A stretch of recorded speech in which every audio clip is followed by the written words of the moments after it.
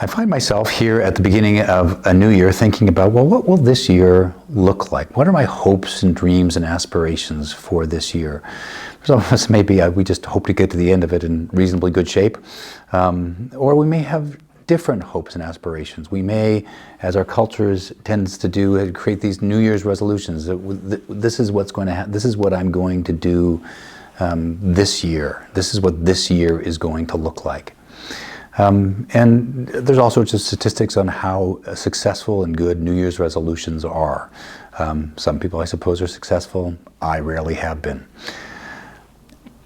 But I do want to, as we think about a new year, I want to stop and think about a new year in the context of the promise of God.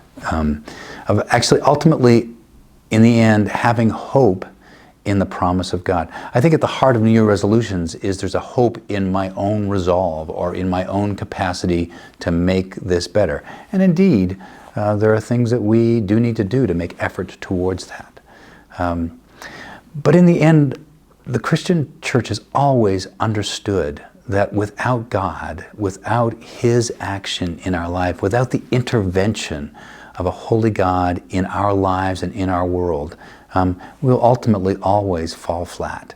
The message of the gospel, and again, we think about this at Christmas, is that God has come to us, that God is with us.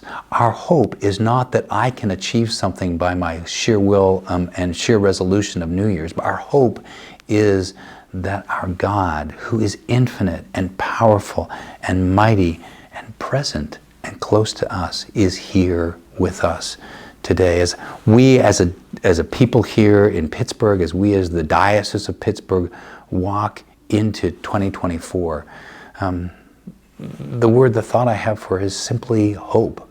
Hope in the action, the goodness, the faithfulness, and the power of God who is in Christ Jesus. May this new year be filled with that hope for all of us.